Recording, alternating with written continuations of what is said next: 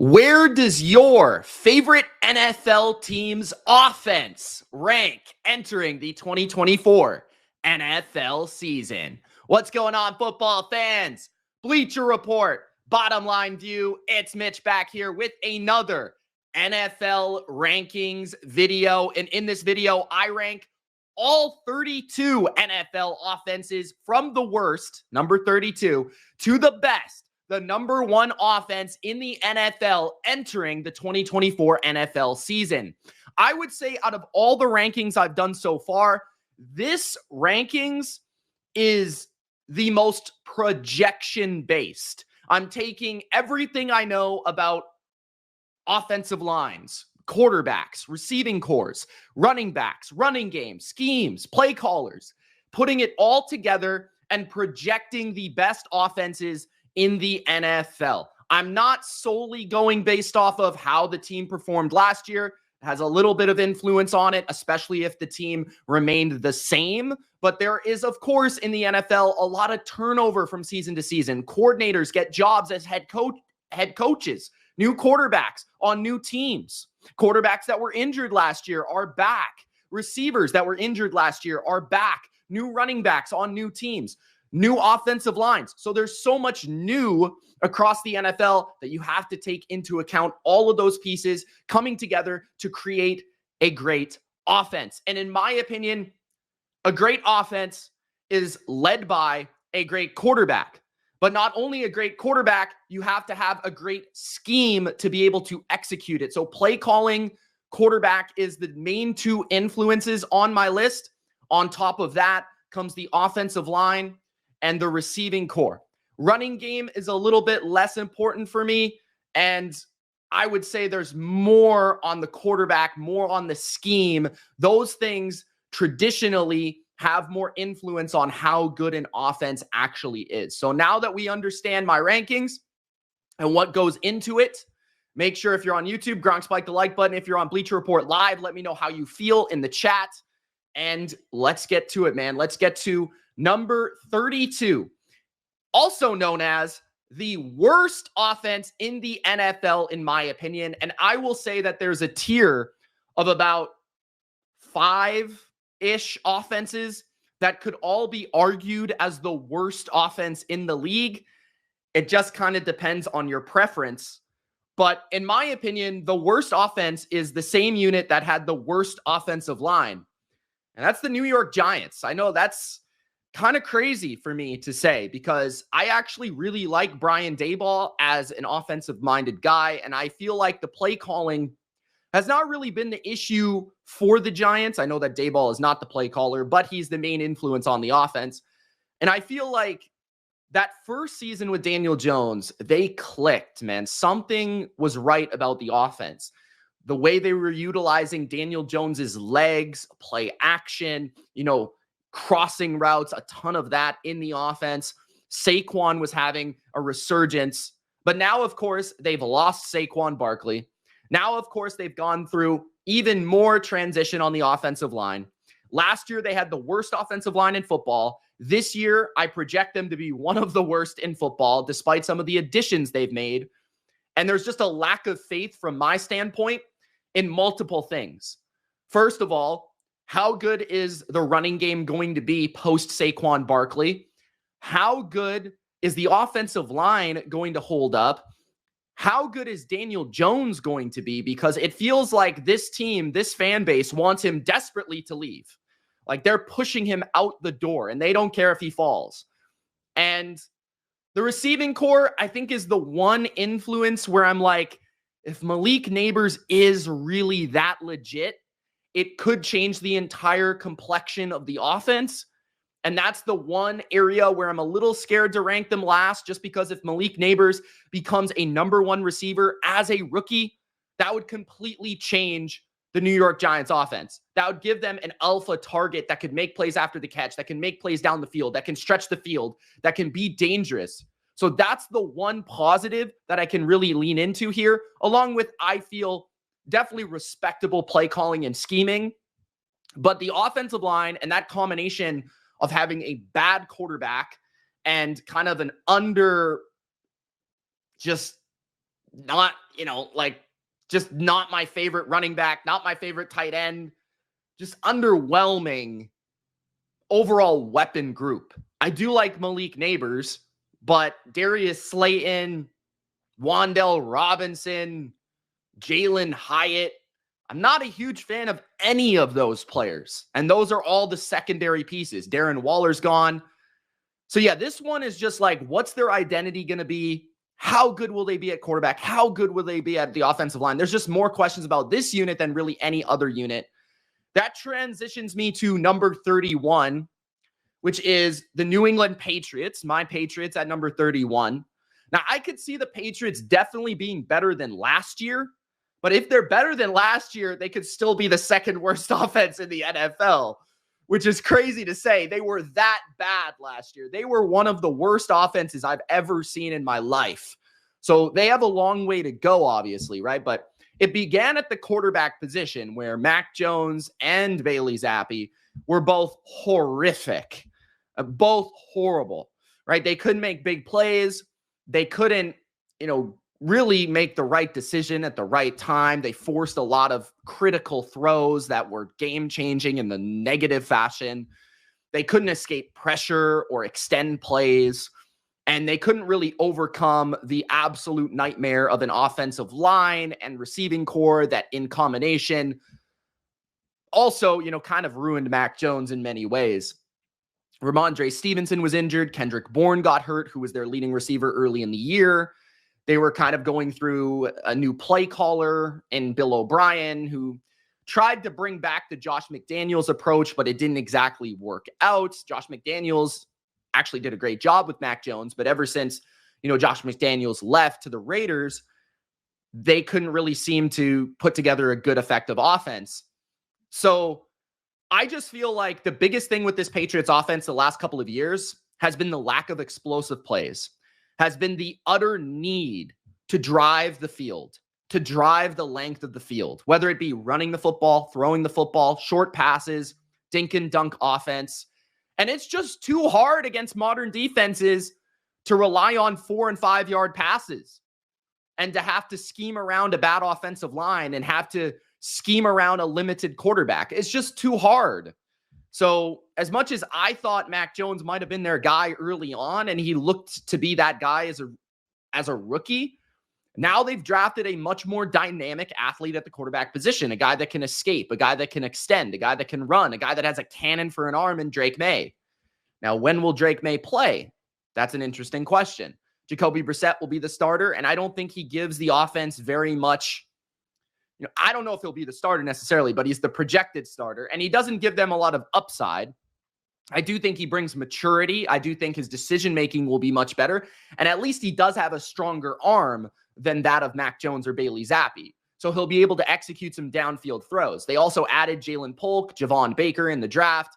They get back Kendrick Bourne. Demario Douglas could take a step forward in year 2, and I actually think he's highly underrated, especially in fantasy circles.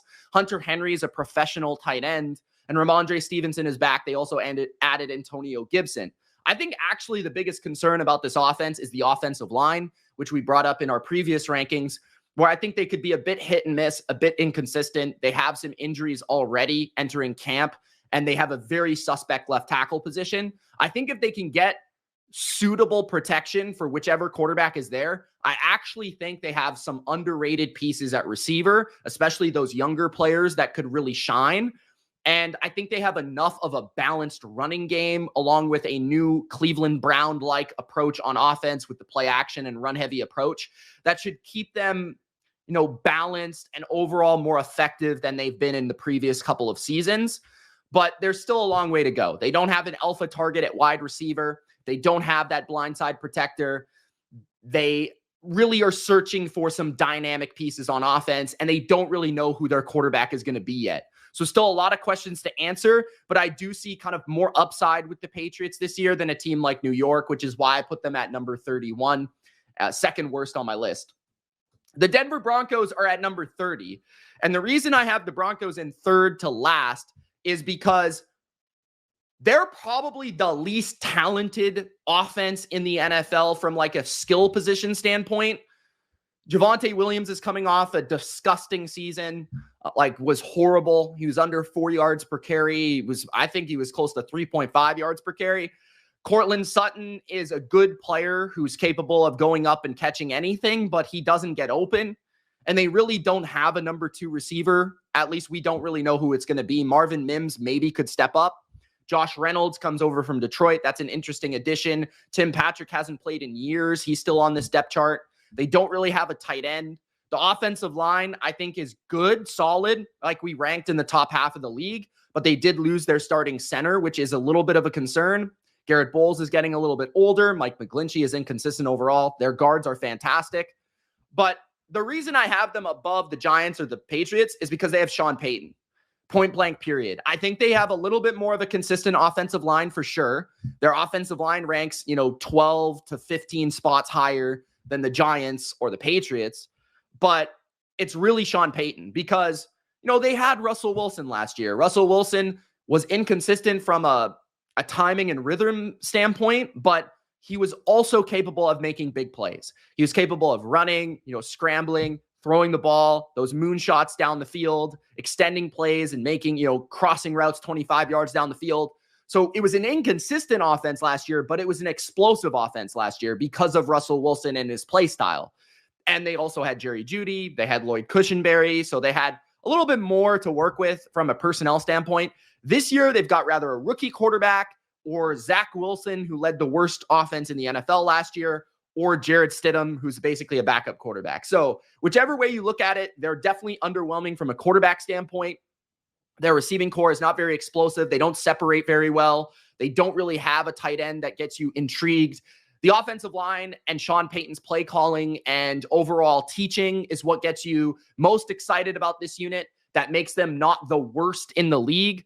But if you came back to me and said, yeah, the Broncos were the worst offense in the league, I'd probably say, oh, you're not wrong. It's just a matter of I think the scheme alone makes them a little bit better than the worst in the NFL. So that's why I have them at number 30. At number 29, the Carolina Panthers. The Carolina Panthers did improve. You could argue that they were the worst offense in the league last year, in the bottom 3 at the very least, alongside the Patriots and the Jets. The Carolina Panthers, man, they, I think, have potential to really improve, but it's a matter of, what do you believe in the new coach, Dave Canales? And can you believe that Bryce Young is going to take a massive step forward? Because he's going to have to. Bryce Young was probably the worst starting quarterback in the NFL last year. When you're actually talking about starting quarterbacks, he was probably the worst in the NFL. Bryce Young was holding on the ball way too long, scrambling around, getting sacked at not good times to get sacked, ruining drives, forcing it, not really looking like a guy that had any confidence or rhythm to his play. Clearly was a little bit overwhelmed. He was definitely engulfed in pressure and just felt like a guy that didn't trust anything about the offense. So now, hopefully he has more confidence. He has a new play caller, a new head coach, a new wide receiver 1, Deontay Johnson, a new rookie receiver to throw to, Xavier Legette with the best accent in the league. He's got Robert Hunt and Damian Lewis protecting him up front. And now he's got new weapons at tight end. Sanders out of the draft from Texas, Brooks out of the draft from Texas at running back. So all these different pieces from the offensive line to the weaponry should definitely improve the Panthers. But the reason I still have them relatively low is I've got to see them buy in and come together and create cohesion. There's a lot of new pieces here. And I think Deontay Johnson certainly is the biggest improvement, in my opinion, from he's going to separate. He's going to get open. As good as Adam Thielen was, as productive as Adam Thielen was last year, he still doesn't get open very much. He's more of a zone feeler type of guy. He's a guy that on, 3rd and 5, if the team's playing their zone defense, he's going to find the hole. He's going to turn around. He's going to catch the ball. It's probably not going to create a lot after the catch. He's too old at this point to really be a guy that you can count on to kind of separate from the opposing team's best corner and get open and create yards after catch. He's not a dynamic piece, but as a complementary piece, Deontay Johnson's a guy that can run routes. He's a wicked route runner. And then you add a big athletic guy in Legette out of the draft. And that makes me really intrigued about the receiving core. But the run game, I think, will be kind of below average still. I think the offensive line will have to figure it out. It will take some time, but it could be pretty good, especially if Ekwonu can take a step forward. And Canales, I like the way that he works with quarterbacks. He's very good with that. Russell Wilson, Geno Smith, now Bryce Young, Baker Mayfield. He's done a good job with all the guys he's been a part of offenses with. So the Panthers are at number 29. Some potential to improve, but still a lot of questions and a quarterback that I just don't really have a lot of faith in overall. At number 28, the Washington Commanders. The Commanders are a team that I could rank lower, a team that I probably couldn't rank much higher. They've got a new quarterback, a rookie quarterback in Jaden Daniels. My first quarterback question here is is Jaden Daniels going to be better than Sam Howell? Honestly, I don't know. As a rookie, is he going to be better than Sam Howell? Because Sam Howell definitely showed flashes. I kind of think it's going to be fairly similar, where both these guys would show flashes, big play potential, but not a lot of consistency. Probably take too many sacks, probably hold on to the ball too long. Now, Daniels is capable of scrambling and creating with his legs, but I also feel like he's a little bit overrated coming into the NFL in terms of his pure passing capabilities and his extension of play capabilities. So if he doesn't get rid of the ball on time, in rhythm of the offense, as Cliff Kingsbury designs it, he's probably going to look a lot like Sam Howell, getting sacked a lot. So we'll see how this works out, because this offensive line might be slightly improved from last year, but it's not fantastic. We ranked it in the bottom 5 in the NFL, right? They did improve at center. They maybe improved at guard with Allegretti, right? Biadish, the center. But overall, this is a lot of offensive linemen that are a mix mash of average to replacement level players. Terry McLaurin's a very good player, but other than him, their weapons are pretty bleh to me. Nothing really gets me excited. Jahan Dotson, maybe in Cliff Kingsbury's offense as the slot receiver, could go to work and catch 70 passes, but he has yet to prove that he's worth that first round pick. Austin Eckler is washed. Brian Robinson, to me, is a solid power back, but pretty replacement level. And they don't really have a tight end to speak of. Zach Ertz is ancient. I'm not exactly sure he's going to be their great tight end that they're looking for. So this really comes down to can they be sort of gimmicky? Can they utilize Jaden Daniels' legs to their advantage? Can they create some lanes in the running game due to Jaden Daniels being a threat in the running game and therefore Robinson, getting some chunk plays? Can Kingsbury really design a quick RPO type screen attack where they're getting some yards after catch in early downs that sets themselves up for not some pretty difficult third down scenarios where they're exposing their offensive line? So I think a lot of what the Commanders offense comes down to is the schematical approach of Cliff Kingsbury, along with the legs dimension of Jaden Daniels, and then obviously Terry McLaurin. Those are the things that give me a little bit of faith to prop them up a little bit above the worst offenses in the league, but they're still going to be so up and down and so roller coaster because they have a rookie coach with a new play caller, a bad offensive line, and just not a lot of depth of weaponry. So at number 28, the Commanders. At number 27, the Las Vegas Raiders. The Raiders are at number 27, and it's mostly due to quarterback play. I actually like a lot of what the Raiders are made up of on offense. I think the play caller is probably average in Luke Getsy. He was the play caller for the Bears, I believe, last year.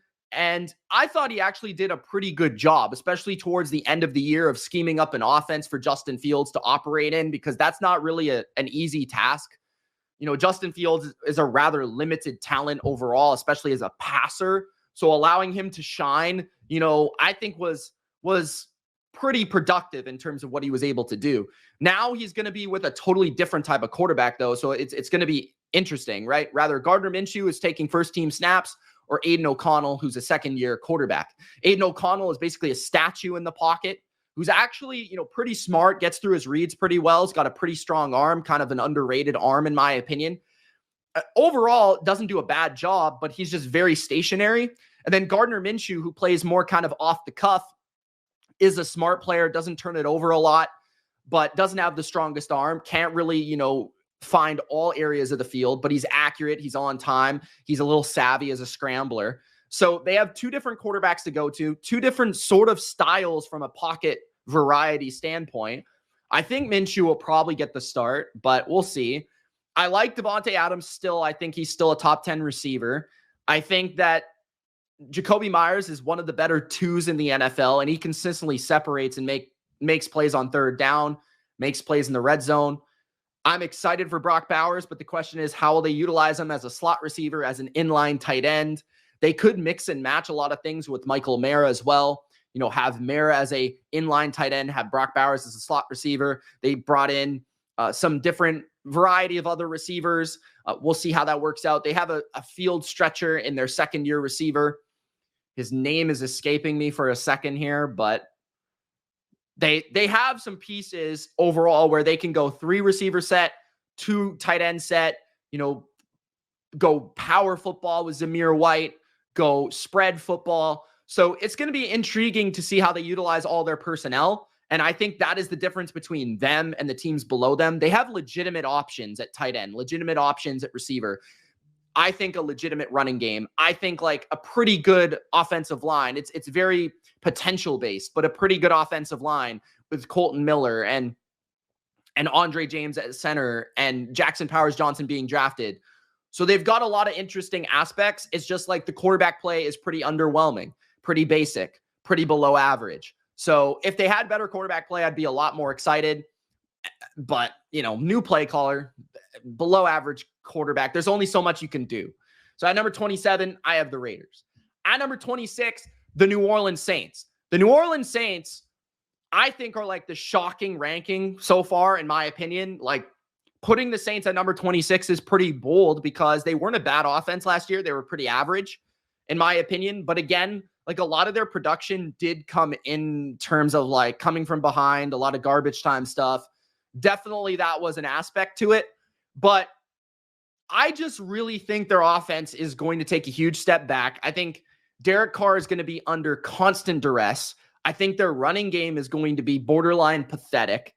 And I just foresee a very bad season for the Saints offense. I think they're going to be a defensive-driven team. And if they have any chance of reaching the playoffs or winning this division, it's going to be thanks to their defense. I think Derek Carr has slowly been declining these last couple of years. I think the offensive line with Ryan Ramczyk starting on the pup and being out, they have a terrible tackle situation. I think their offensive line is going to be one of the worst in the NFL. Their run game last year was one of the worst in the NFL. Alvin Kamara has slowly been declining as well. And they couldn't run the ball to save their lives, really. The wide receiving core, Chris Olave is fantastic. But otherwise, I mean, Rashid Shaheed, he's a bit of a playmaker. He's got some quickness and some speed to him. He is a little bit electric, but he is inconsistent. And then otherwise, I mean, Taysom Hill is your next threat on the offense. Like, is he playing quarterback, tight end, fullback, running back? What is he doing? Right? Like, Jawan Johnson has never really panned out at tight end. I don't love their receiving options. I think their run game is really underwhelming. They're trying a new offensive coordinator, new play caller. I'm not sure that's how, that's really going to help. I don't know, man. I just think it all starts for them at the offensive line. And when Derek Carr has a bad offensive line, he plays poorly. He doesn't play well under pressure. He becomes check down Charlie. He has no confidence in throwing the ball down the field. And with Olave and Shaheed, that's like the number one thing you need to have to do. So, and they're really bad in the red zone. Carr is one of the worst red zone quarterbacks in the league.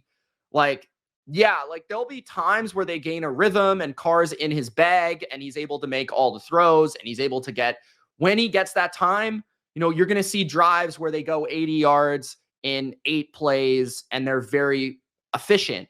But I just don't see a lot of explosiveness here. I see a lack of a running game. I see a lack of an identity. I see a bad offensive line. So that's why they're at number 26, man. Despite Carr, despite, some of the talent that they've had, Olave, Kamara, I don't think they're going to be very good this year. So this is a bit of a projection for me. At number 25, the Pittsburgh Steelers. The Pittsburgh Steelers is an offense that from like a vision standpoint, from like an understanding of what they want to be standpoint, I really like their approach this offseason. At the same time, though, statistically speaking, I don't think they're going to be one of the more effective or fun offenses in the NFL. I don't think they're going to be putting up a ton of points. I think their whole identity on offense is to actually complement their defense.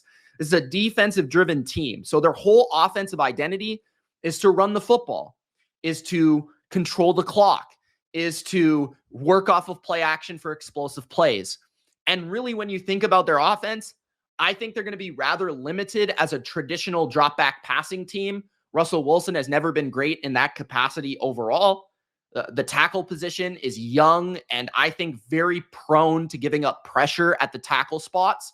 I think that they're going to be very much based on running the ball and play action. Arthur Smith, that's what he does best. If they can run the ball and create lanes for running the ball, they could be tough definitely for certain defenses. If you cannot stop the run, you're going to have a very tough time stopping the Steelers because they're very athletic up front on the offensive line. They're going to be able to hit you with a diverse running game, two talented running backs, tight ends that can block and get nasty. And that's all going to be with the intention of complementing our defense to allow them to shine with their explosiveness to turn the football over. But as an overall team that's putting up 27 to 30 points a game, I just don't see that. I think this is an offense that is going to be more consistent this year because they have a clear identity. But when it comes to passing the ball or coming from behind, it's going to be very inconsistent because the offensive line, the overall, plethora of attack from the passing game is going to be pretty underwhelming. They really only have George Pickens to really throw the ball to. Otherwise, it's like Jalen Warren out of the backfield or Najee Harris out of the backfield. Freiermuth at tight end, who's like a pretty basic tight end. He's maybe a little bit above average. And rather a receiver that's a rookie and Roman Wilson or like retreads and Van Jeffersons of the world. Like they don't have a lot to attack you with at receiver. So if you take George Pickens out of the game, they just don't have a lot. And Russell Wilson has shown us the last couple of years that he just isn't the same player. So I like the Steelers as an offense. Like I like the old school toughness approach and I like how they're building this to complement their defense and I like their identity. But at the same time, when I'm basing it off of how many points are you going to score, how good and like effective and overall efficient you're going to be, it's not going to be one of the best offenses in the league. It's just not. So at number 25, the Steelers are a very tricky one. At number 24, the Los Angeles Chargers. I think another shocking ranking for probably many people just because they have Justin Herbert. But when you really think about their offense, like this is an offense that I don't think really clearly has an identity right now. We don't really know what it's going to be. Greg Roman is the new offensive coordinator. So Greg Roman has always come from the school of thought of power running football. And yeah, they have Rashawn Slater and Joe Alt. I think their interior O-line is a little underwhelming overall. They've rather got guys, switching from tackle to guard or like first round pick in Zion Johnson, who has yet to prove he's a great player, or, Bradley Bozeman, who's basically a guy off the street replacing Corey Linsley. So the run game, I think, is not going to be as good as you saw with Greg Roman in Baltimore because they had Lamar Jackson and a great offensive line. It's not going to be as good as Colin Kaepernick and the 49ers with Greg Roman because they had a phenomenal offensive line. Frank Gore, Colin Kaepernick could run it. So this is like a mix mash of like a running identity with a great quarterback. And it's a very weird vibe for me because they don't have great receivers like at all. Like Palmer is more of a number 3 and he might be their most talented receiver on their team or their most consistent target for Justin Herbert to rely on. And maybe he really ups his game. Who knows? Ladd McConkey, I really like his talent, but I feel like he'll be inconsistent as a rookie from a physicality standpoint, from an injury standpoint. He is injury prone. He is electric as a route runner and he could be very effective, but I kind of feel like that's going to be 2-3 years down the road, in my opinion. Quentin Johnston, I can't really foresee him breaking out this year. I just don't know if he has it at all. And then at the tight end position, they're one of the, weakest. They have like Hayden Hurst, right? He can make some things happen when you scheme it up for him and he's got yards after catch. But overall, as a player that's trying to get open, like I just feel like they're going to struggle against man coverage. They're going to struggle to get open. They're going to struggle to separate. The offensive line is going to be hit and miss overall. And I think it's going to be a lot on Justin Herbert's shoulders. And it's just too much to overcome. So I think they're going to be inconsistent. Sometimes they're going to look really good. Sometimes they're going to look really bad. Kind of depends on the matchup and the defense they play. If you take their running game away, I think a lot of it is going to come down to Justin Herbert having to extend plays and have to play really quickly and find the right guy open. So kind of depends on the defensive matchup for them, but I just don't think they have the personnel to execute the system they're looking for, and they don't really have a lot of players around Justin Herbert to help him. So at number 24, the Chargers. At number 23, the Tennessee Titans. The Tennessee Titans, I think, are potentially really explosive. Like, they could be a lot of fun on offense, but they also could be extremely inconsistent. Maybe the most inconsistent offense in the league. Because Will Levis is just one of the most inconsistent talents at quarterback in the league. But you could see where a leap would happen for Will Levis. He's a strong athlete with a great arm. He's feisty. He's tough. And he'll go out there. And the thing I like about Will Levis is he's going to throw the ball down the field. So even if the Titans are very inefficient, very kind of like up and down, they're still going to create big plays because of how aggressive their attitude is and Will Levis is going to be. So even if they go 3 and out on one drive, they could have the next drive and go, 3 plays, 20 yards apiece and score a touchdown, right? Because they have the talent capable of doing that. They have Calvin Ridley. They have DeAndre Hopkins. Okonkwo is an extremely explosive tight end. They have Tony Pollard and Spears coming out of the backfield. They've got Tyler Boyd in the slot. An offensive line that's going to have one of the best offensive line coaches in the league, an offensive coordinator coming from Cincinnati that I think is going to understand how to utilize these wide receiver pieces especially, and I think maybe give Will Levis more gimmies on the offense. Like, this offense was actually kind of decent last year considering what they had to offer. They were like 16th in EPA per play, and they've definitely improved overall. So I feel like Tennessee, they're going to be up and down and all over the map. There's going to be times where they're good. There's going to be times where they're bad. And it's going to come down to offensive line play, protection, and Will Levis's decision-making. But with the receivers they have, the running backs they have, the skill talent, and in my opinion, a more aggressive, offensive-based attitude from the coaching staff, they're going to be a lot of fun, period. So at number 23, the Tennessee Titans. At number 22, the Minnesota Vikings. I just have a lot of faith in the Vikings from a skill standpoint. They've got so many good skill players, so many good offensive linemen. Their play calling is very good. So even if they have an underwhelming quarterback, we saw the Vikings move the ball last year with Nick Mullins. Like, they're capable of moving the ball. It's just a matter of, can they score when they move the ball? Will they turn it over when they move the ball? That's really what it came down to with guys like Nick Mullins and Josh Dobbs, right? The offensive line, they've got one of the best tackle duos in the NFL. They signed Aaron Jones to upgrade the running back position and give them an explosive element in the running and the receiving game. When TJ Hawkinson is healthy, he's a top 10 tight end in the NFL. They have arguably the best receiver in the league in Justin Jefferson. Jordan Addison is an excellent number 2. They are sort of figuring out who their number 3 will be, but they'll figure it out. And Kevin O'Connell is a really good situational play caller, excellent at dialing up some trick plays, excellent at getting the offense started, excellent on 3rd down, red zone, 4th down if need be. And I actually believe that Sam Darnold could have a good year this year.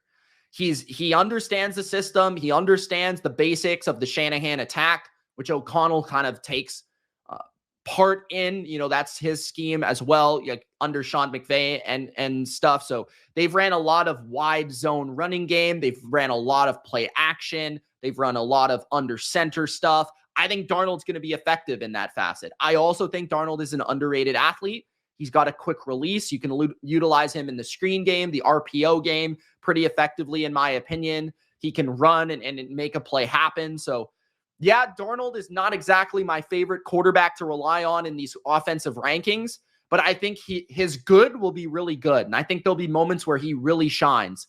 I think that he's probably going to turn it over a bunch, but they're probably going to be very explosive.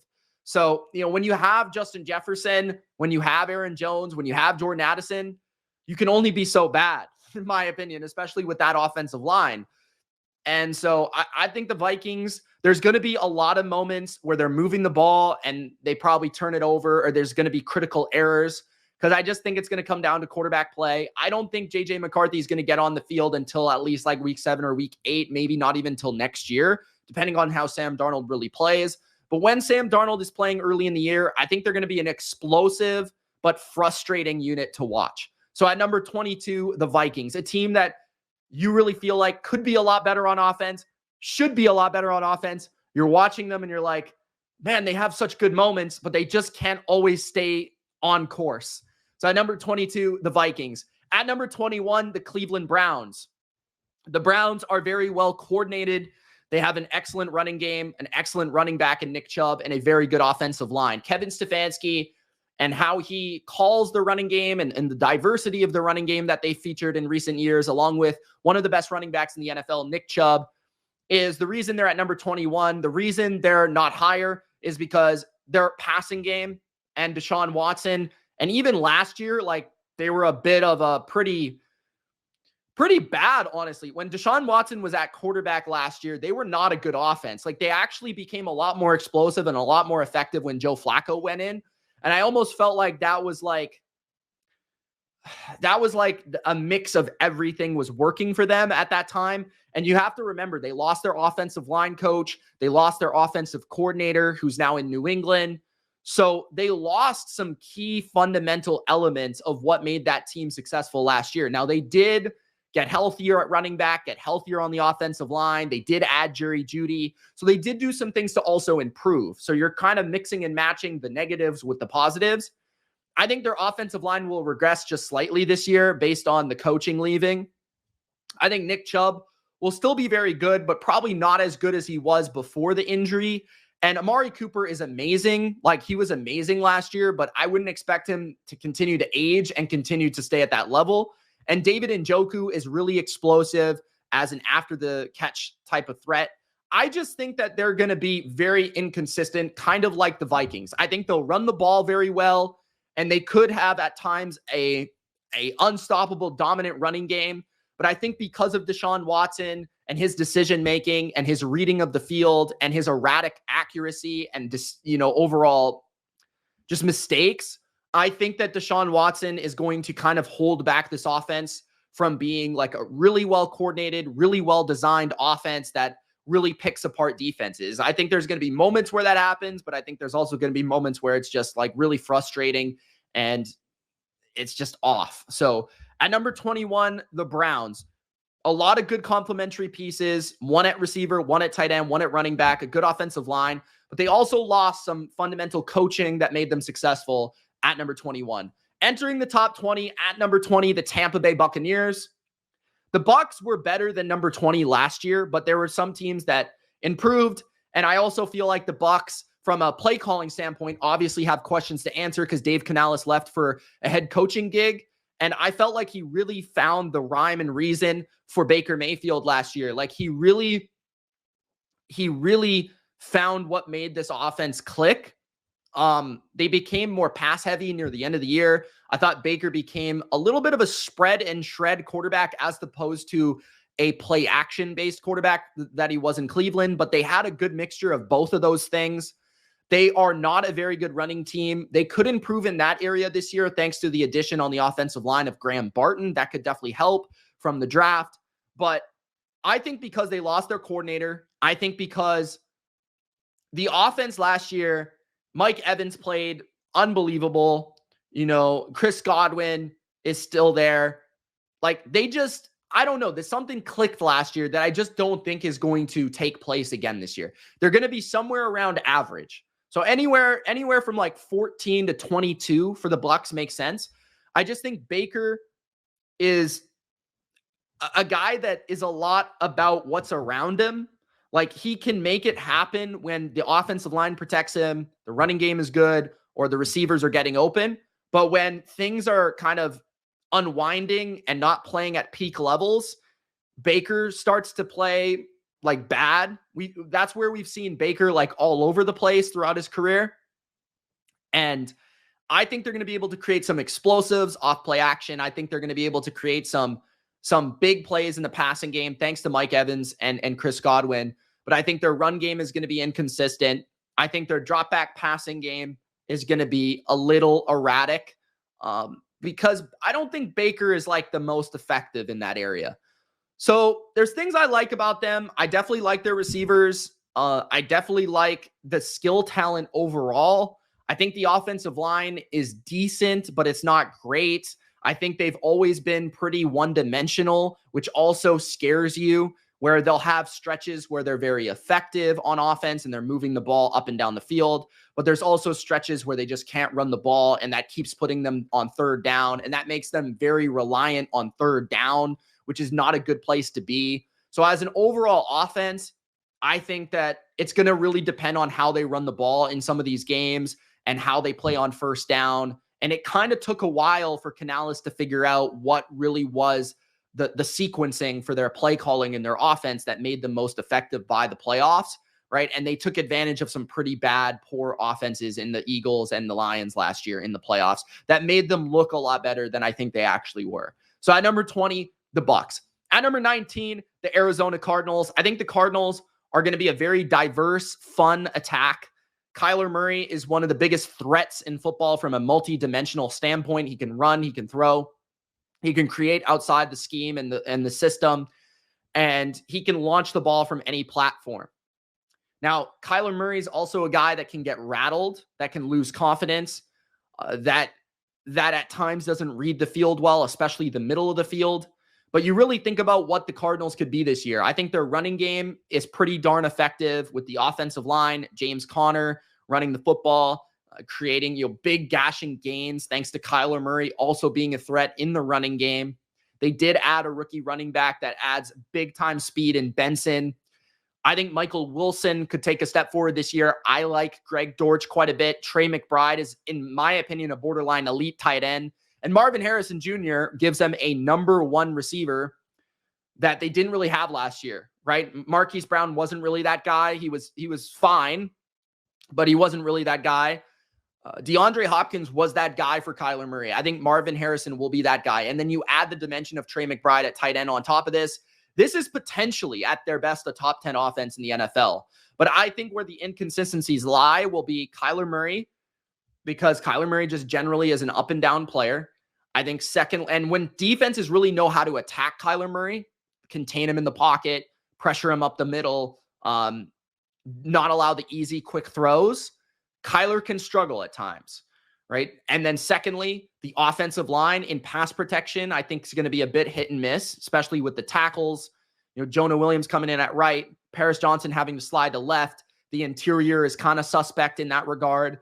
But when they're running the ball, when they're staying balanced, when they're getting those quick, effective throws in the screen games going, and Kyler's playing one-on-one ball with Marvin Harrison and Trey McBride, they could be a lot of fun to watch. So I could see some inconsistencies with this offense coming down to the O-line and the quarterback, but the play calling is fun. The overall talent is fun. And there's a lot to be excited about for the Cardinals. So I'm really intrigued by this unit. At number 18, the New York Jets, who I think mostly will have the identity of being a ball control offense.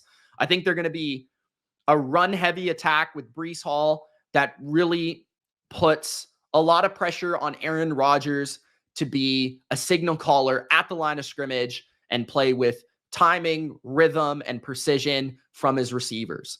I don't think this is going to be an offense that is extremely consistent, that is an offense that is constantly tearing up defenses thanks to play calling or scheme.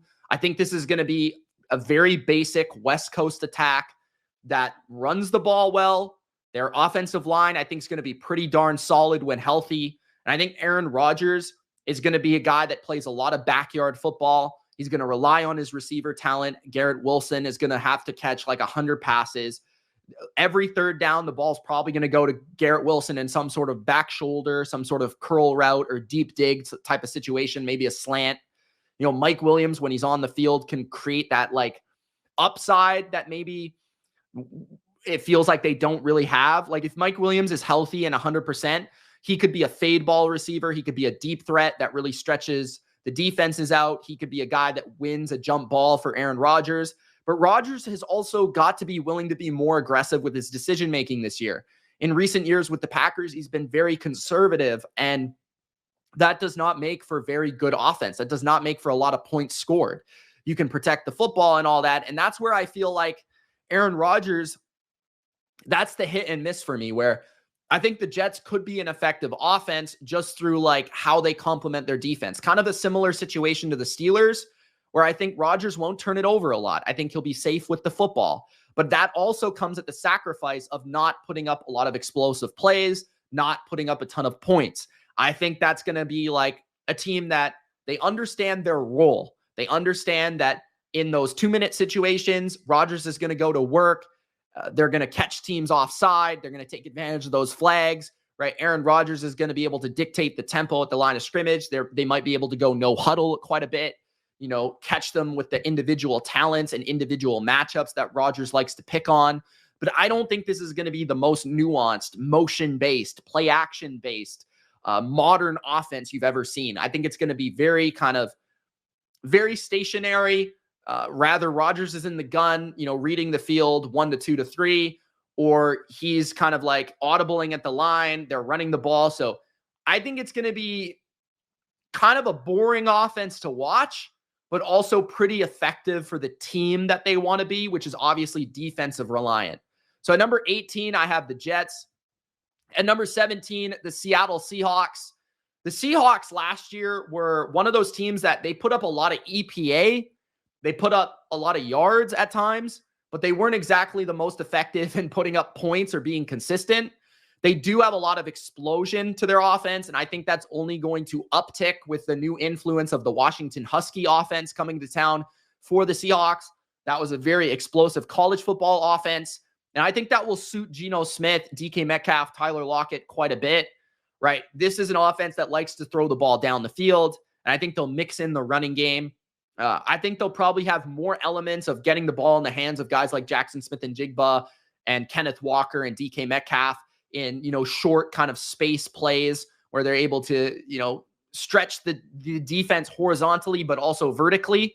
So I think there's going to be a lot of quick read stuff, but also a lot of vertical shots, which could lead to a pretty inefficient offense, but a very explosive offense. That's kind of the manner that I expect for the Seahawks. I think their offensive line is also going to be one that derails them at times. I think pressure is going to be very overwhelming for Geno Smith at times, but I think when they get protection and they're able to sprinkle in the running game, they just have so many explosive players that it's hard to stop them on a consistent basis. You could sack them on first down. It could be 2nd and 14, and all of a sudden, DK Metcalf breaks away on a slant for 25 yards. Or on 2nd and 10, they have an incomplete pass on first down. Kenneth Walker gets a carry, and he breaks the first tackle, makes the second guy miss, and picks up 7 yards. And all of a sudden, it's 3rd and 3. They just have individual talent. Jackson Smith-Njigba is a good, savvy route runner from the slot. I expect him to take a step forward. I think Noah Fant, physically very talented, fast, big, strong. I think he could take a step forward this year. Right? Tyler Lockett's one of the savviest route runners vertically in football. He can work the slot. He can work outside. DK Metcalf's a monster. And Geno Smith is a very good down the field thrower. And he's also, very good at ripping the ball at the second level. He is a little bit inconsistent with his reads. He's a little bit too aggressive, but that's almost the way that they want to play. So at number 17, Seattle, an explosive but inefficient offensive attack, in my opinion. At number 16, the Chicago Bears. Another team that I think will be very explosive, but somewhat inefficient. Caleb Williams, I think is going to lead to a lot of big plays, whether it be scrambling, whether it be extending plays, or whether it be just getting the ball out, in some RPO type screen situations. They have great receivers, Keenan Allen, right? Rome Odunze, DJ Moore. It's one of the best receiver trios, if not the best receiver trio in the entire NFL. Cole Kmet is a really capable tight end, and they've got a plethora of running backs, including DeAndre Swift, to work with. I think the offensive line is young but promising and will have its struggles. But the main area that I just think they're going to be up and down is I think it's going to take time for the play calling and Caleb Williams to match up and be successful. because this is obviously like a Shane Waldron offense that is sort of Sean McVay inspired, but has been in Seattle in recent years. And as I just said with Seattle, they were very they're very inefficient, explosive, player reliant at times, some play action that will be infused here. But I think Caleb Williams as a rookie is just going to have a lot of bright spots and a lot of down spots. I think there's going to be times where he holds on the ball too long, he gets sacked or he turns it over. I think there's going to be times where he tries to force it when he shouldn't. But I think there's also going to be times where he makes magic happen. He escapes pressure, he extends plays, and he finds the guy open. I think there's going to be times where things are all clicking. The play callers are the play calling and the play design is in the right space for that defense. And Keenan Allen's finding the holes in the zone and DJ Moore's beating his man one-on-one. And they've got enough individual talent to be a very fun offense to watch. But again, because of the rookie quarterback, because of the uncertainty on the offensive line and the play calling and the run game overall, I would say that there's going to be some inconsistencies. So this is one that I think, again, very fun to watch. There's going to be games where they are unstoppable, but there's also going to be games where they turn it over way too much. They're very frustrating and they make way too many mistakes. So at number 16, the Bears. At number 15, the Indianapolis Colts. The Colts are great offensive line, great running game. Anthony Richardson, I think, is going to be a beast in the running game. And Jonathan Taylor is going to have a huge year running the football. I love their offensive line. Shane Steichen is very good in that manner in terms of play calling and especially with the run game. I think he's going to find all the ways to attack defenses through his quarterback and his running back running the ball. Now, where they're going to be very inconsistent and up and down is the passing game, especially the drop back passing game. I think there's going to be ways to allow Anthony Richardson to have easy completions, screen games, RPOs, play action boots, things like that will allow Anthony Richardson to be very effective on early downs and keep the offense humming. Some Jalen Hurts-esque type of stuff from Shane Steichen. But I also think when teams are slowing down their running game, I think that the drop back passing game is going to be very erratic because Anthony Richardson is very inaccurate. His ball sprays everywhere. And I think their receivers are fine. They're good, but they're not fantastic. Their tight end is pretty underwhelming. The receiver talent, Michael Pittman is good. Josh Downs is fine, right? We'll see what Mitchell is at the NFL level. I think they're going to be very much run-based, run-heavy, pretty like creative through the passing game, very smoke and mirrors through the passing game. But when teams actually make them throw the ball from the pocket, it's going to be very erratic and frustrating. So that's the Colts. They're going to have such an explosive and difficult running game to stop. It's going to set up everything else, but it's also going to be in those big moments of games where you have to throw, probably pretty erratic. So that's why I have them at number 15. At number 14, the Jacksonville Jags. Jacksonville, I love the combination of Trevor Lawrence and Doug Peterson. I think Doug Peterson really understands Trevor Lawrence very well. And he is, I think, probably one of the more underrated play callers in football. I still think Doug Peterson is a fantastic play caller. There was times in 2022 where I thought he was putting up masterclass performances. There was a game I remember against, I think the Jets it was, and he was just finding a million different ways to run the ball in creative ways, throw screens and short passes and easy completions for Trevor Lawrence. I think Trevor Lawrence, the thing I love about his skill set is he is very good in quick passing, like little bubble screens, things like that. He did that very effectively at Clemson, but he's also really good at attacking defenses down the field. So yeah, the offensive line scares me a bit. I think that the running game is going to be a little bit up and down, but I think this is an offense that can rely on their quarterback to not only get drives started, but also to create explosive plays. And you add the dimension of Brian Thomas Jr. into this mix, where he is going to be a monster on the perimeter that can stretch defenses and defenses fear down the field. And I think this is going to be a team that at times puts up 34 to 38 points. Like, there's probably going to be games where they can't run the ball and they can't protect Trevor. And it's probably going to be moments of like, despair. But at the same time, there's going to be games where they're clicking. They're getting their short passing game in rhythm.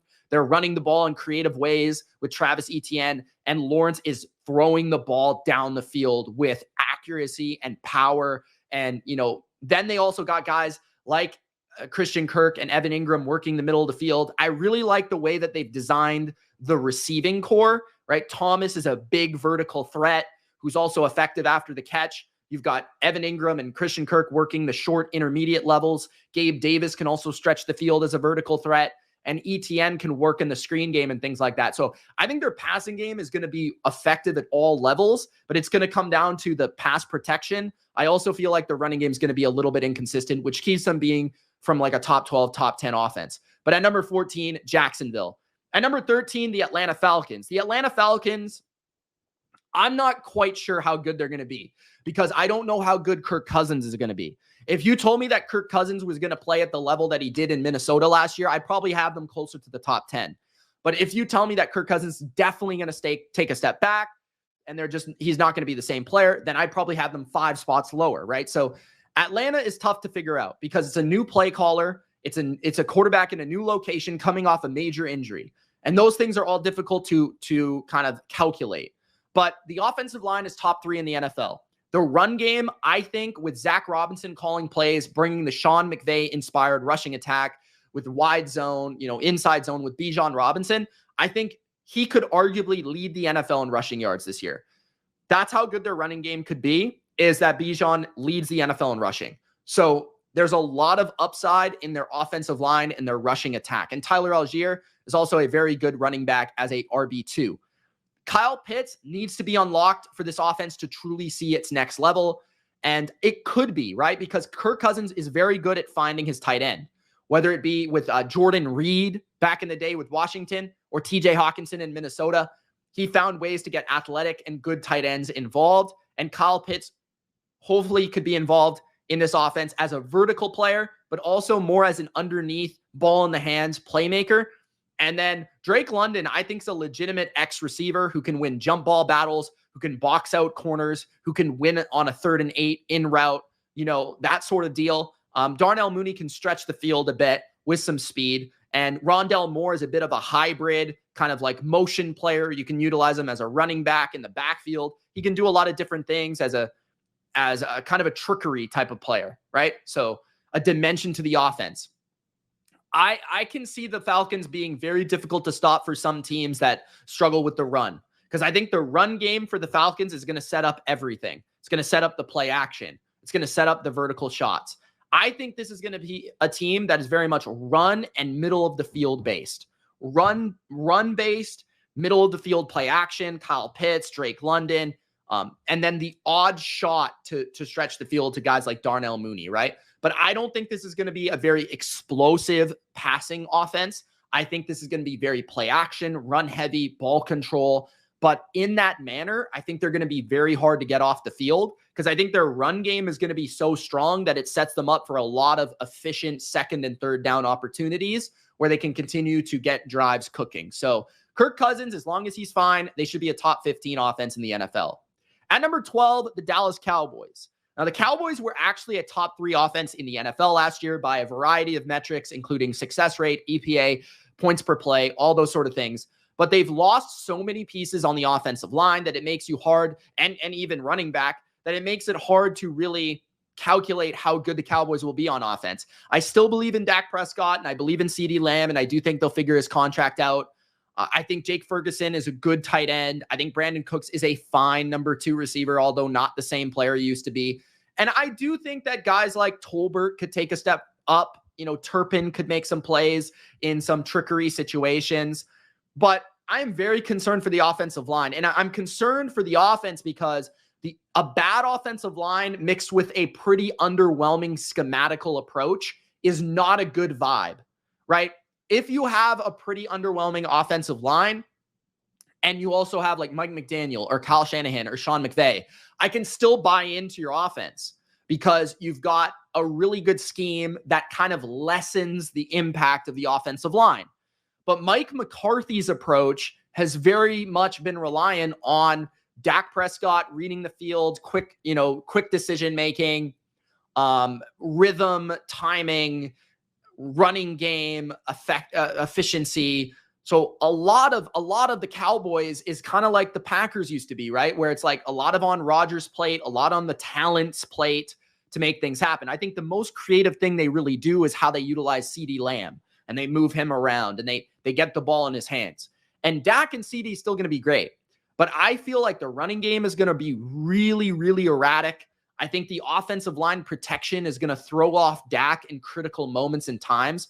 I still think Dak's going to play well. I still think Dak showed a great capacity to extend and create from this offense last year. But I just think he's going to have to do that too much for them to consistently be reliable.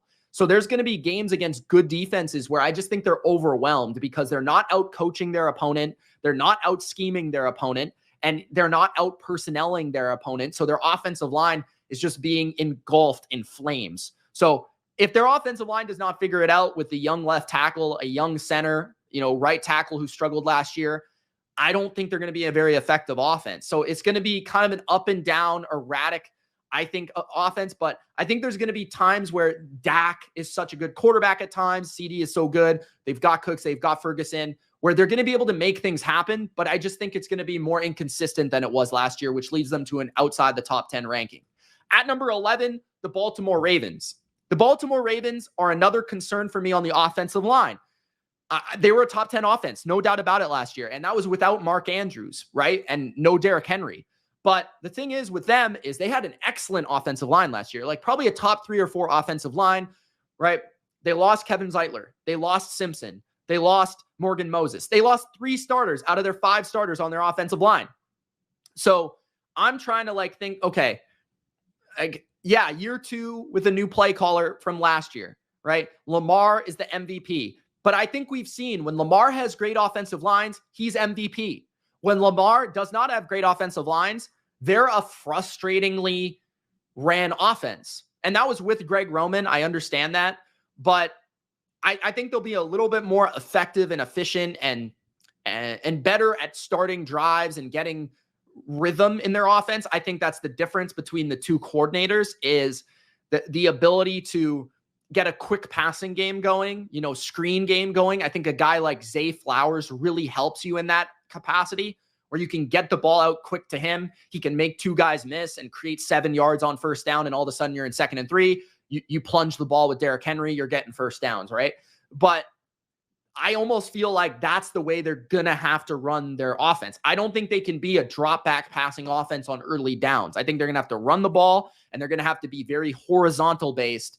And that's a little scary because if they're not able to run the ball at a super high clip, it's going to make them, I think, not great in the passing game because I think their drop back passing offensive line is going to be pretty underwhelming. Their receiving core outside of Zay Flowers and maybe Mark Andrews is going to be pretty tough to watch. I think it's going to be a lot like that Chiefs game where there's just not enough guys making plays, not enough guys separating, not enough guys out there for Lamar to really count on. And it's going to be a lot of Lamar running around trying to make things happen. So I actually foresee a drop in the Baltimore production offensively because of the offensive line and how that has a trickle-down effect on everything else. At the same time, though, they could be really good at running the ball thanks to Derrick Henry and Lamar Jackson. I think that's the area that they're going to have to really lean into if they want to be very successful on offense is Lamar running the ball once again with Derrick Henry and that attack and that multidimensionality of the backfield of having the quarterback that's quick, fast, can get to the edge, and Derrick Henry plunging up the middle. Now, if Keaton Mitchell also comes in the mix, that could create another explosive element to the backfield that's fun to watch. Mark Andrews, Isaiah Likely, how are they going to work those two off of each other at tight end? Because I think Likely has definitely proven he should be on the field. So we'll see the different formations and different ways they can attack defenses. But guys like Nelson Aguilar, right, Rashad Bateman, I'm not really a fan of either of those players. And I do think Zay Flowers will be taking a step forward this year, but still not like a true alpha number 1 receiver, but this offense's number 1 receiver. So yeah, the Ravens are weird because I really want to believe in their skill talent and the play calling and the year 2 jump for that. But I also understand that Lamar was MVP last year. He's going to take a logical step backward. The offensive line, I don't think is going to be the same. So that is going to affect everything. So at number 11, the Ravens. At number 10, at number 10, from the Baltimore Ravens to the Buffalo Bills, we enter the top 10. And the Buffalo Bills are a similar offense. They were very good last year, but you wonder how they will counter the losses they've sustained in terms of Stephon Diggs is really the loss I'm talking about. So they've been so reliant on Josh Allen to Stephon Diggs. You do wonder how good the offense will be without Stephon Diggs. But I'm such a Josh Allen guy that I can't keep him outside the top 10. And I do think their run game is going to be very good. And I do think they have a clear identity for what they want to go with. I think last year we saw hints of it, right? And when you really think about it, this offense gave the Chiefs defense in the playoffs as big of an issue as any offense they saw in the playoffs. Like far surpassing Miami with all the talent they have, far surpassing Baltimore, and being right there with the Niners, in my opinion, for the capacity to move the ball in Kansas City. Like they were running the ball very well. Their play action was very dynamic. And Josh Allen just making plays single-handedly was also a huge factor in the success of the offense. So Josh Allen's a beast. Josh Allen is a horse, right? He can make plays by himself. And he'll extend plays. He'll run the ball. He'll throw the ball, right? So there's a lot of different ways they can move the ball here. But I also look at the depth of talent they have at receiver. I don't think they have an alpha target, but I think Khalil Shakir can separate, get open, and create after catch. I think Curtis Samuel can separate, get open, and create after catch, and you can put him in the backfield. I think that, just the added Dalton Kincaid jump from year 1 to year 2 as a very good possession target that makes a lot of plays to start drives and convert third downs. Dawson Knox is a very good athlete at tight end. Whoever it may be on the perimeter of the offense, Chase Claypool, Mac Hollins, whoever it may be. It's not the sexiest names, Coleman, the rookie, right? Somebody will step up there. Somebody will be able to stretch the defense. Somebody will be able to make some jump ball plays. One of those 3 guys, right? They have Valdez-Scantling, who can run and stretch the defense vertically and makes clutch plays for the Chiefs in the past. Could do that again in Buffalo. James Cook is a multi-dimensional running back who can run routes out of the backfield, really good in the screen game, can actually get vertical on his route stems from the running back position, is a very effective, very good, I think, vision runner. I think their running game is going to be a lot more important to the offense now. I think the way that they evolve is by the running game being essential with Josh Allen and James Cook. That kind of impacting a defense to be sucked up by play action, getting the ball to Dalton Kincaid, Dawson Knox over the middle, then mixing in some plays to Curtis Samuel, some quick screens to Khalil Shakir. I think they're going to have a multi-dimensional attack. It's not going to be so much reliant on Josh Allen running around, scrambling around, and trying to find Stephon Diggs on crazy plays and backyard plays. I think it's going to be a lot more calculated and a lot more rhythm-based and a lot more long drives. Not as explosive, not as big play-oriented, but more efficient. So that's how I see the Bills running their offense at number 10. At number 9, the Philadelphia Eagles, with one of the best offensive lines in the NFL, one of the best receiver duos in the NFL, one of the best tight ends in the NFL, one of the best running backs in the NFL. This offense simply has too much individual talent to fail. Now, where I do think they're going to be inconsistent is I'm not a huge Kellen Moore fan, and I do wonder how Kellen Moore will match up with this personnel, because Kellen Moore has largely been an under-center type of offensive guy, or he's been pretty traditional. I don't know if that's been because of the Dallas influence, the Mike McCarthy influence, if that's been because of Justin Herbert and the influence there with the Chargers. But I felt like his impact on the Chargers was pretty underwhelming. I thought that his time in Dallas was good, but also a lot based on the talent. And I also think Dak and Herbert are more the style of quarterback that Moore is used to.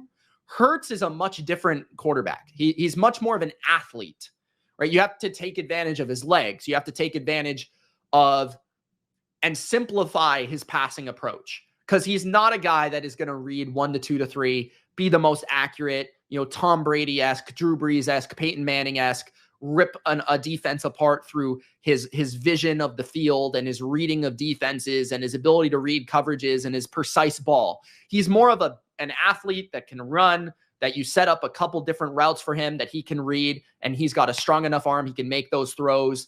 He'll protect the ball very well. I think their running game is going to be really effective, and I look forward to how they evolve in that area. They've always been a really good running game, but you have to remember they lost Jason Kelce. So a lot of the things that they could do from a shotgun base or a spread base is probably going to be less effective because Jason Kelce was such a rare mover in space, and his ability to get to the second level and make those blocks was such a big deal. So it's going to be interesting. Like, I don't really know how this thing is going to look, but it's just an offense that I have so much faith in the players and the individual talents of all of the players involved that it's hard for me to not still put them in the top 10. So at first, it might be a little frustrating because you're like, what are they trying to accomplish? What is their identity? What are they doing? But I think eventually the Eagles are going to figure it out, and Kellen Moore will put these guys in the position to succeed. So it's almost going to be inverse of last year, where at the beginning of last year, they were very simple, but they knew what they were doing and it was working. And then defenses figured them out and they had no answer to counterpunch. I kind of feel like it's going to be the opposite, where they take some time to figure this thing out. And is it under center? Is it play action? Is it spread based? What is it? But they'll figure it out. So at number 9, I got the extremely talented individually Eagles. At number 8, the Miami Dolphins, with one of the best schemes and coordinators and play callers in the NFL, but also a very bad offensive line. And I think that's where it keeps me from the top 5, because I think the offensive line and even Tua's limitations are going to keep them from being absolutely elite this year. Because remember, a lot of people forget that they did have Robert Hunt and Connor Williams, who were 2 of the best players at their positions at guard and center in the NFL. And that really allowed them to have one of the most effective and explosive running games in the NFL, thanks to those 2 players. Removing those players is going to have an impact in both the running game and the passing game. I think more so the passing game, especially the traditional drop back passing game in those third down situations. Their running game is still going to be effective thanks to the teaching of Mike McDaniel, thanks to the running back individual talents of Ashane and Mosert, and these guys that can really rip off big runs and are very fast and can find the lanes and can explode at a high clip, right? But they're very horizontal based. They're very one-dimensional in their running attack because their offensive line cannot get pushed moving forward. So they have to move horizontally. So where I worry about Miami and why I don't have them listed as a top 5 offense, despite their statistics last year, is they put up a ton of points against bad defenses. They overwhelm bad defenses with scheme, with speed. But against good defenses that know how to penetrate their rushing attack, that know how to control Tua and how to pressure him properly, they throw off their rhythm, their timing, and their precision. What makes Miami's offense so good is Tua and McDaniel and the way that they complement each other. McDaniel utilizes Tyreek Hill's speed, Jalen Waddle's speed, their ability to create yards after catch. Tua reads defenses very quickly, and he gets the ball out in a flash. But when defenses are able to penetrate the middle of the pocket, slow up those receivers' timing just a little bit, it throws Tua off completely. And whenever Tua has to move off his first read, or whenever Tua has to become an extender of plays and a magician, he is not good at it. So that's where you become concerned for Miami, which is where I think, once again in 2024, they will be overwhelming to bad defenses. Defenses that don't know how to properly plan for them, don't know how to properly take away Tyreek Hill or slow him down. Teams that don't know how to deal with the yards after catch, even of guys of Jonnu Smith's, like he's been added to the offense. I really like that addition. Odell Beckham Jr. as the number 3 is a nice little addition, right? But the Miami Dolphins, man, I think are very scheme-oriented, very explosive, but not against the best opponents going to be that good. At number 7, the Cincinnati Bengals. The Bengals are kind of like the Eagles, very player-based. I think this all comes down to Joe Burrow's health and Joe Burrow's ability. When Joe Burrow is clicking and Joe Burrow is reading a defense and Joe Burrow is playing like Joe Burrow, they are nearly unstoppable in terms of their pacing, in terms of their rhythm to stop, because Burrow is arguably the best quarterback in football at reading coverages, reading defenses, and getting the ball out to the right receiver in the time that he needs to get the ball, right? Then you combine that with an elite receiving duo of Jamar Chase and T. Higgins. And Joe Burrow, just when he is playing at his pace, when he is reading the field, he is just so, so good. So that just controls everything. You combine that with an elite offensive line, Trent Brown, Orlando Brown, Alex Kappa, Ted Karras, etc. And you've got potentially really dangerous offense that will be, I think, ball control based through their passing game, but also have a sprinkle of explosive running game with Chase Brown and Zach Moss. This offense very much reminds me of a Peyton Manning offense. It's very basic. It's very simple, but you put a very smart quarterback at the helm. You allow him to read the whole field, and you allow him to work. And that's why it's so successful. So at number 7, the Cincinnati Bengals. At number 6, the Los Angeles Rams are at number 6. Matthew Stafford, Sean McVay. There isn't much else that has to be said, but you add in Puka Nacua, one of the best rookie seasons of all time, Cooper Kupp, and you've got an offensive line that should improve thanks to the addition of Jonah Jackson, and you've got a really balanced offense.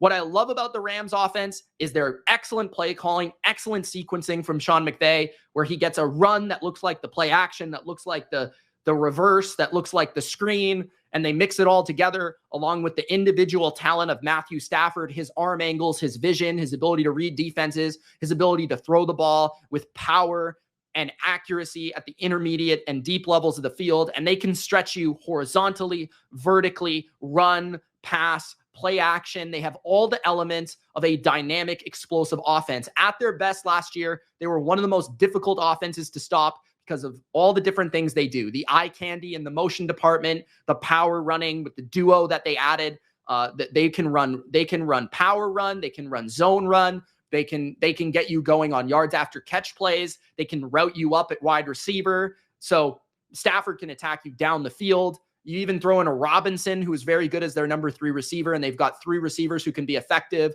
They largely do everything out of the same personnel package, but because of the players that they have at their disposal, they can run, a 11 personnel, 3 receivers, 1 tight end, 1 running back that kind of feels like 12 personnel with 2 tight ends because their receivers are so good at blocking. They can stretch you outside, inside in the run game. And Stafford is really what carries their drop back passing game. Whenever they have to get into 2-minute situation, thanks to an improved offensive line, especially the interior that I think is very good, that will allow Stafford to have time and make those throws in critical situations. So the Rams are one of the most balanced offenses with a great quarterback and a great play caller at number 6. At number 5, entering the top 5, the Green Bay Packers. Matt LaFleur, Jordan Love, and the plethora of skill talent that they have, along with an elite offensive line. The Packers are, once again, a very balanced offense. I think Josh Jacobs could really allow them to run the ball with power. I could see them in the later months near January in the playoffs. They could really start to run the ball all over teams and be a threat in that capacity. You combine that with what Matt LaFleur does through play action, the explosive elements of their receiving core from Christian Watson to Jaden Reed to Wicks, who's very talented, Romeo Dobbs, who can catch back shoulders. What I love about all of these receivers is they're all slightly different. Reed is a very good slot, quick, crisp route runner. Watson is an alpha athlete with amazing speed, good yards after catch ability, and he is a scary thought for defenses, a very good red zone weapon. Romeo Dobbs is great in jump ball situations. And then Wicks is a very nuanced, crafty route runner. So you combine all of those aspects with a quarterback that can make his own throws despite pressure in his face, who can throw from different platforms and angles. And you combine that with a play caller that is excellent in the run game, the play action department, motion, little layers that he adds each and every season and each and every week. And you have a very complex offense. You don't know where the ball is going on every down because I have so many different guys that could get it to. So at number 5, very excited for this young Packer offense that is definitely on the rise. At number 4, the Kansas City Chiefs. Andy Reid, Patrick Mahomes, that combination along with Travis Kelce keeps them at an elite clip in the NFL. Now, last year, they were actually not even a top 10 offense for a majority of last season.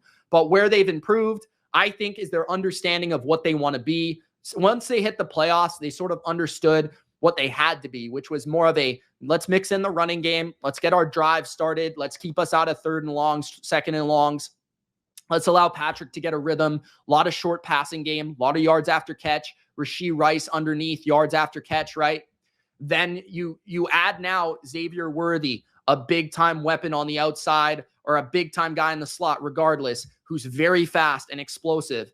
And you add that to another receiver like, Hollywood Brown, who can really run and get down the field, right? So you've got all those different elements to the offense now, a very much improved receiving core, and you've still got one of the greatest tight ends of all time working the underneath, working the intermediate.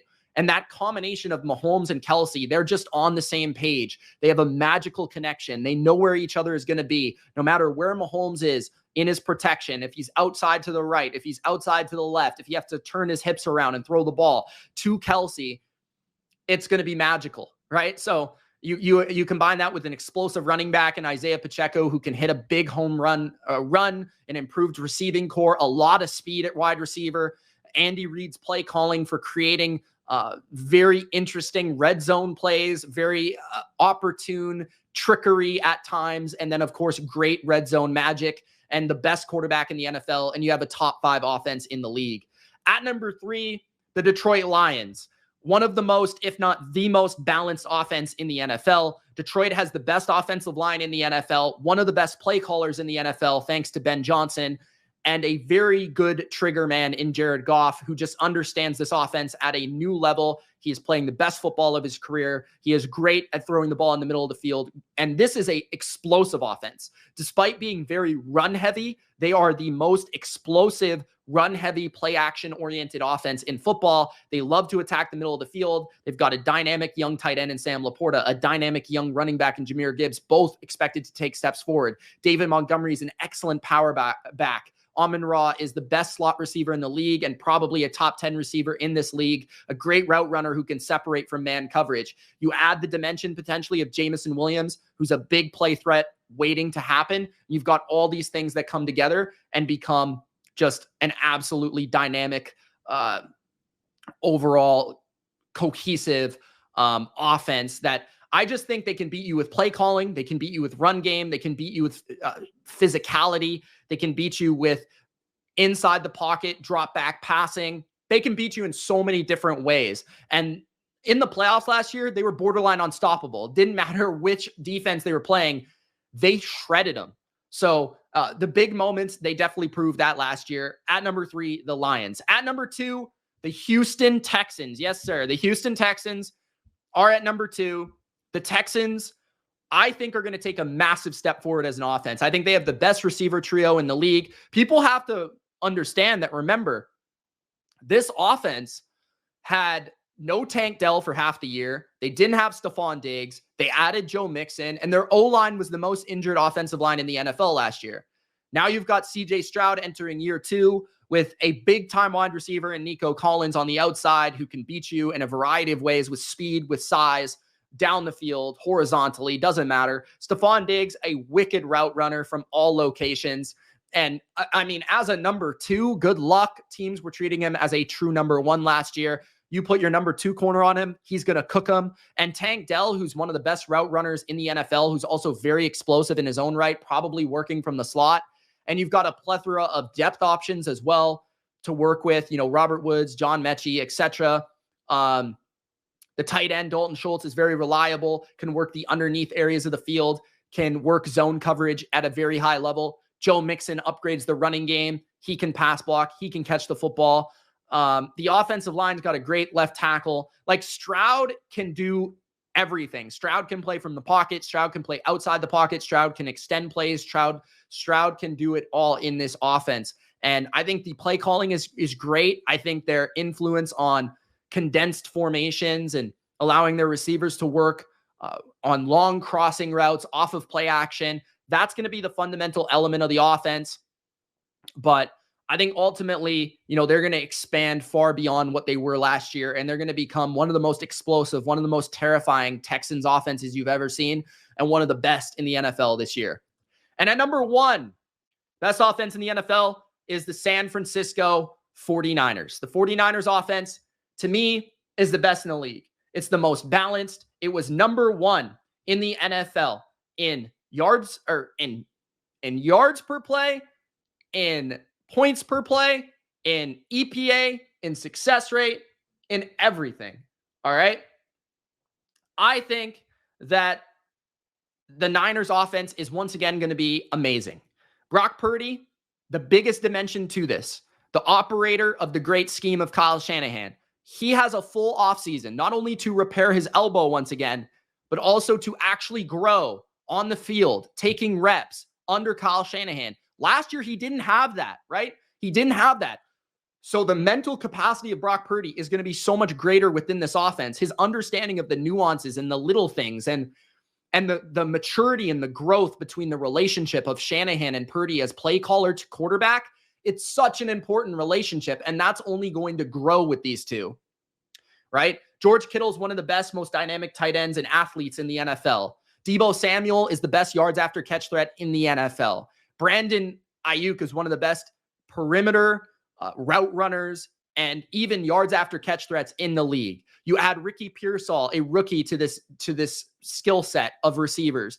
Juwan Jennings is third and Jawan. The guy's always open on third down, always makes a clutch play. Trent Williams is the best left tackle in the league. Christian McCaffrey is the most multi-dimensional running back, one of the best of all time, in my opinion, in that capacity, and the best running back, in my opinion, in the NFL. Great vision, great explosiveness, great route runner, can, do it all. Their screen game is dynamic.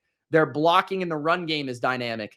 They were the best in the NFL in that capacity last year, and they actually grew a ton in their drop back passing game.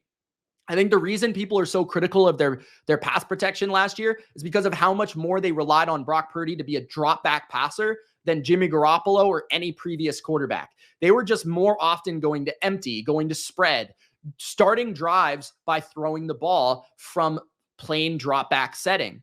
And that's something they never really did previous to that. This year, I think that's only going to influence more heavily on their attack.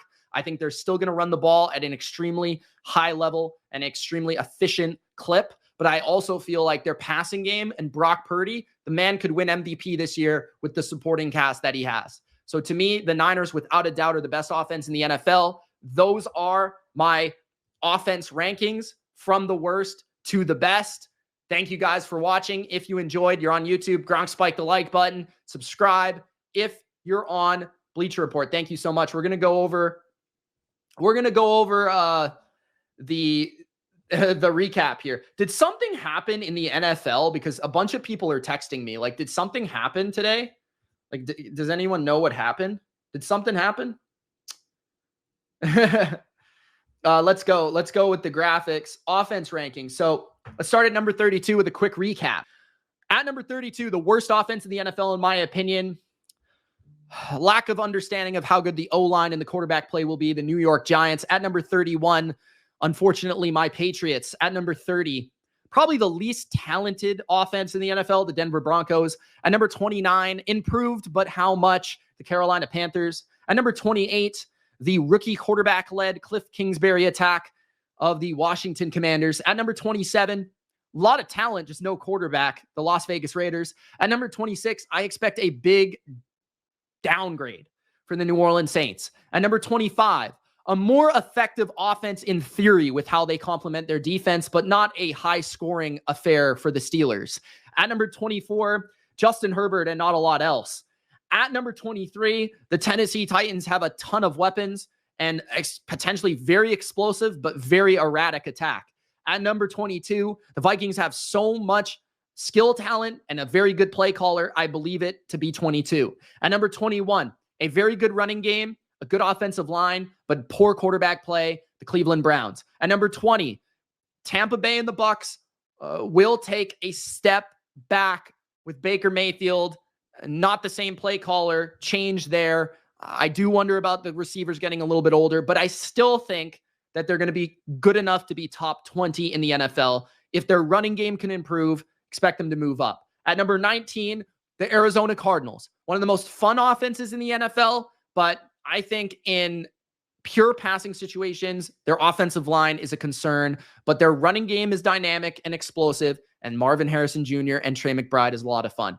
Number 18, a ball control Aaron Rodgers attack with Garrett Wilson and Breece Hall, the New York Jets. At number 17, the Seahawks have too many weapons to not put them at number 17. At number 16, Caleb Williams' first season as the Bears quarterback with a ton of great weapons, but the offensive line is shaky. The play calling is not exactly my favorite at number 16.